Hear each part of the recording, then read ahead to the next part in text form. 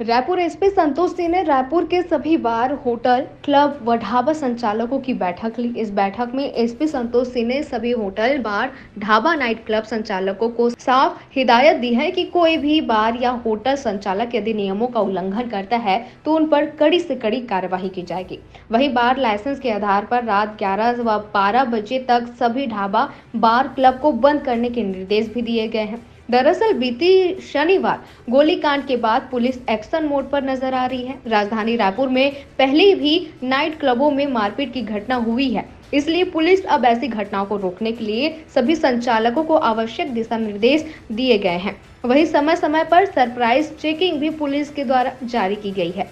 वो रात को पार्सल सिस्टम शुरू कर देते हैं बाहर से दरवाज़ा बंद करके। इनके लिए कोई निर्देश दिए गए क्या?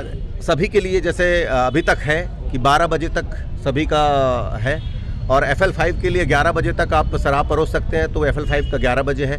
क्लब के लिए भी है कि जैसे क्लब का लाइसेंस है किसी के पास, तो उसमें है कि जितने क्लब के मेंबर हैं उसी को शराब परोसी जा सकती है।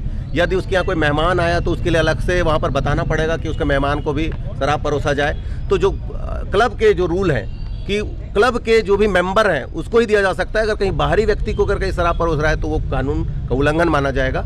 तो सभी रूल्स रेगुलेशन की बातचीत हुई, उनको याद दिलाया गया। हम बार बार चेक करने नहीं आएंगे, वही बताया कि हमने यहाँ पर बता रहे हैं कि पुलिस रोज़ नहीं आएगी, लेकिन जब भी आएगी और कानून का उल्लंघन होगा तो इसमें सख्त से सख्त कार्रवाई की जाए। ठीक सर। करके जैसे कि मैंने बताया कि आज मीटिंग इसीलिए रखी गई थी कि हम इस चीज़ को उनको याद दिलाएं कि ये सब कानूनों का पालन करें।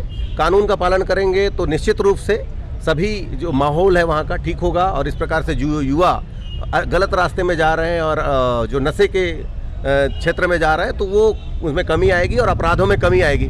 तो ये स्पष्ट निर्देश है कि किसी भी प्रकार से सूखा नशा शहर में कहीं नहीं बिकना चाहिए, और जो प्रतिष्ठान है उसके लिए जो रूल्स रेगुलेशन है उसका सख्ती से पालन हो।